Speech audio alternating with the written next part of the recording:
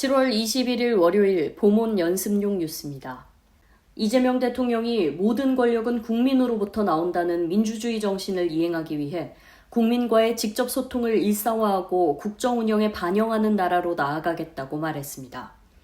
이 대통령은 12.3 내라는 민주주의 제도의 취약성을 단적으로 드러냈다며 민주주의를 위협하는 모든 것들로부터 승리하는 방법은 오직 더 많은 민주주의뿐이라고 강조했습니다.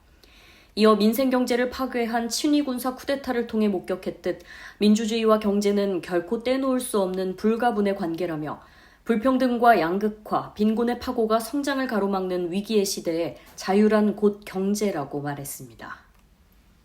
7월 22일 화요일 보몬 연습용 뉴스입니다. 한국전쟁 발발 당시 일본에서 공부하다가 조국 대한민국을 지켜내자며 자발적으로 참전했던 제1학도 의용군 수백 명의 입대 당시 명부가 75년 만에 일본 도쿄에서 발견됐습니다.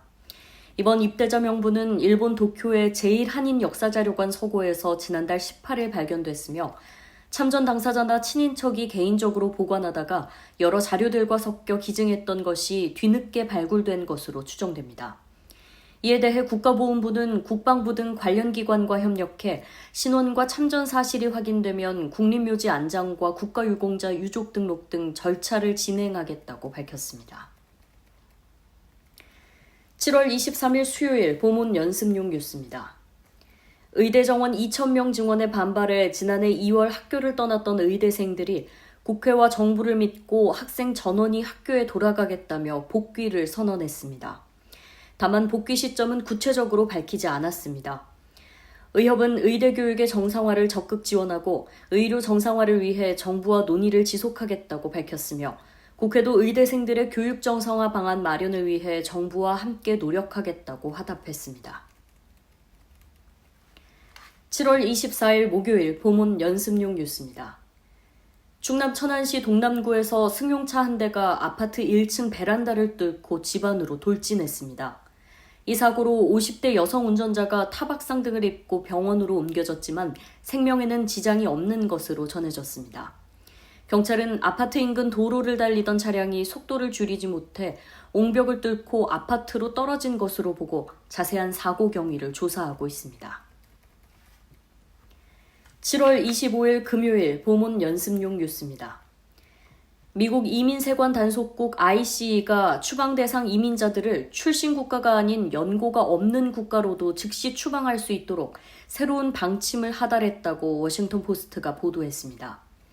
기존에는 대부분 출신 국가로 송환하는 것이 원칙이었지만 트럼프 2기 행정부가 무연고 국가로 추방하는 방안을 추진하고 연방 대법원이 이를 막지 않으면서 시행이 가능해졌습니다.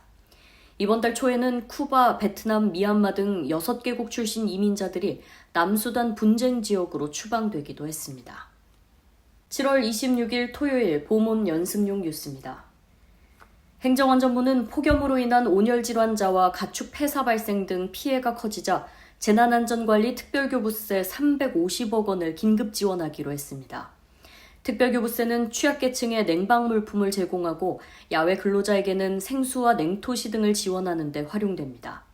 또 그늘막 등 폭염 저감 시설을 설치하고 차광막과 살수차를 지원하는 데 활용되는 한편 가뭄이 심각한 강원 지역의 추가 용수 확보에도 축산 농가에 쓰일 예정입니다.